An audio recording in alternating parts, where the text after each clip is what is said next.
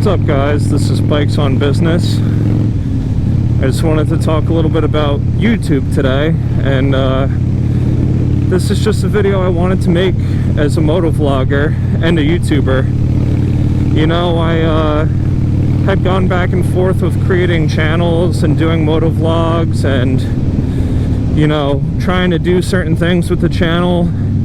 And then I started thinking a lot about recently the current state of YouTube and social media. And I think that there's definitely some pros and cons, but it meant a lot to me to find motivation to make videos again. You know, I was thinking a lot about the state of YouTube and how most people are just making channels to make money, and being a YouTuber, or the vibe of YouTube anymore, doesn't feel like a community of video creators that, you know, that's their focus. They're video creators, and that's what interested them, and whatever, you know, topic or category they were making videos in.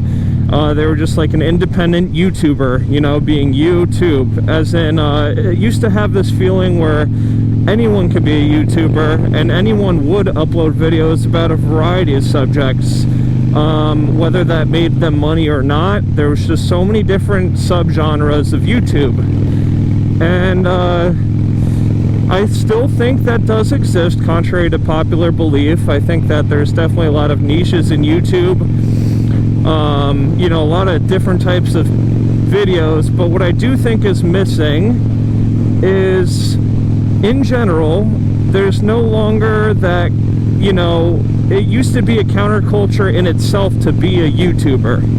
You know, when I think back to a lot of the earlier YouTube channels that were bigger or smaller, they kind of still acted somewhat the same, whether it was, you know, How to Be Ninja, or some earlier, you know, YouTube creators that were just regular people kind of just making, you know, skits, you know, like something like the early version of Smosh or Balloon Shop or something. Oh, here we got a raccoon here crossing the road. It might be rabid because it's definitely daytime out, so there's no way that thing's doing super hot. But my point is that that is gone. You know, people still do make independent YouTube videos, and there's a lot of really cool YouTube niches.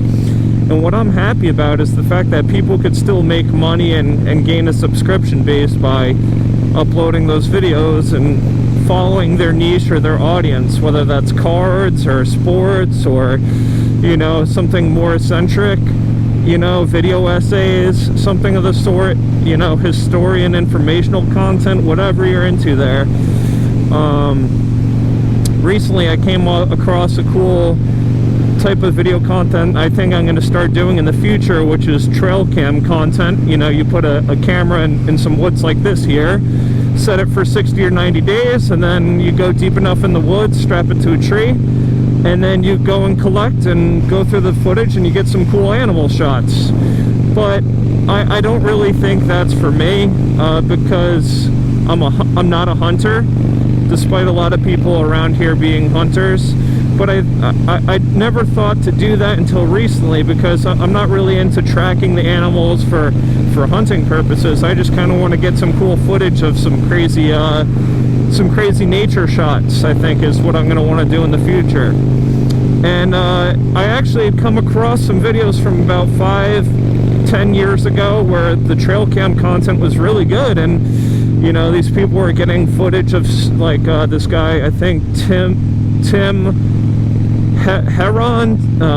Holland or something like that. I'll link him into the description below, but he had captured the aftermath of Hurricane Irma somewhere down in Georgia or something like that, with the whole park being flooded, the state park. And you know, it picked up alligators, pumas, cougars, mountain lions, bears, deer, all sorts of different herrings, birds, like every fucking possible species for that area. He was almost able to get on film. It was pretty unbelievable. So, you know, me being up this way, I would think I could get some cool, you know, at least definitely some deer and some birds and whatnot on the trail cams. But again, you know, that's what always got me into YouTube, was those different little sub niches of people who made content. And then I think that this is just a video I want to make. Maybe even like 3 people watch it, I don't know. I'm just getting this channel going. But I think about the big YouTubers and, you know, people like Mr. Beast, or a lot of these bigger podcast platforms like Lex Friedman or otherwise.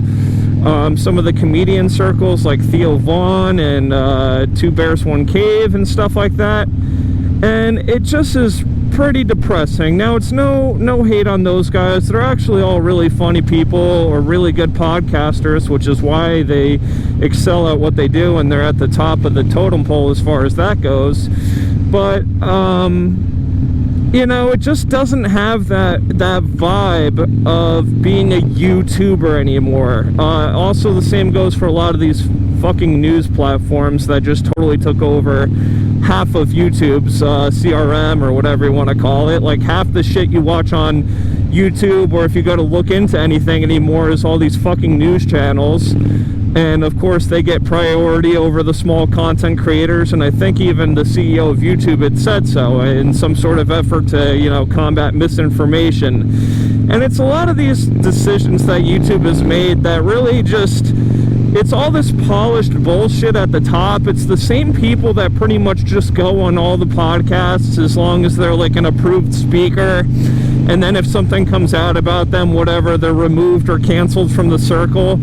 But it's like, at one point I was watching all these YouTube videos, and like, I'm like, dude, these people just like go on all the fucking same podcasts, and they essentially just do a big circle, and they have their talking points and their things they want to go over, and they are entertaining. I'm not trying to take away anything from them, but you know, it just does not feel disruptive. And I think that the people who are disruptive, they get caught in this dragnet of censorship and shadow banning, and they get labeled this or that because people just can't handle fucking content anymore, I guess. It's like, oh, that's evil, or like, that's, you know, this or that. Now, I'm not saying we need to fill YouTube up with a bunch of assholes, and, you know, that's what I'm fucking missing back when, whatever, you know, fucking Nazi channel and this and that. Like, I don't mean that. I just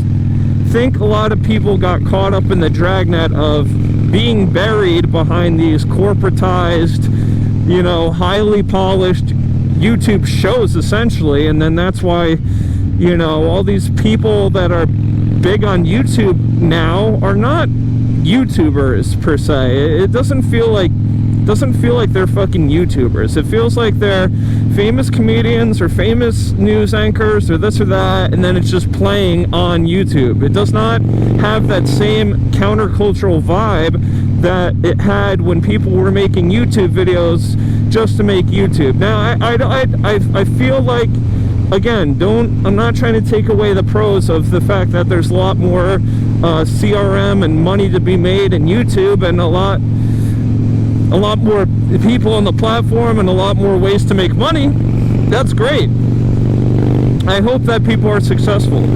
But it just feels like the stuff that is promoted and put at the top, these people could not give less of a fuck about being a YouTuber, or just going out and making videos for the sake of making videos. It just feels like TV too, you know? My parents recently got YouTube TV or whatever, and okay, you can watch sports and this and that or whatever, but it's like YouTube itself is starting to feel like TV, like very polished programming. Celebrities are automatically pushed to the top. News channels are automatically pushed to the top. You know, these people who are famous, like, I've noticed the new trend is like a lot of famous fucking movie stars and TV show people and stuff. They all say, you know, where's my share? You know, let me get on there and immediately have hundreds of thousands or millions of views for doing all these stupid fucking podcasts and shows. And it's just like, you guys fucking already had your shit on TV and movies and these production companies that your everyday person could go and compete with. They didn't have a TV crew. They didn't have this and that. And it's like, YouTube has just gone so far away from the grassroots content creators. And like I said, there are positives. It's nice that people take YouTube seriously and take the time to make a well-produced product, and people take the time to put a lot of effort into the quality of their videos, and you know, they're able to make a living off of it and be able to be dedicated to their fan base. But enough with these celebrities. Like, I mean, these are not YouTubers, is my point, you know. And I don't blame the celebrities, you know, they're going where the money is. But in a way, I think it's just been a series of decisions YouTube has made in an effort to bring in more money and advertisers after the previous apocalypse that has really cast a long dragnet, like I said, on a variety of independent content creators, because they don't fit the model of, you know, YouTube remastered or YouTube polished, or, you know, this podcast circle that's bringing in all the views, or, you know, they don't like their opinion, or they don't like their you know, it's not what they want. So they get caught in this dragnet of insane TOS and algorithm promotion. And then what happens is, like, these celebrities, these plug and play people just come on in and they get all sorts of preferential treatment. And if you look into the facts of it, so do the news channels and stuff like that. They get all this preferential treatment. It seems like companies, and it seems like people with certain types of, you know, even political biases, they go in and they're able to say and do whatever they want because they have a big team behind them.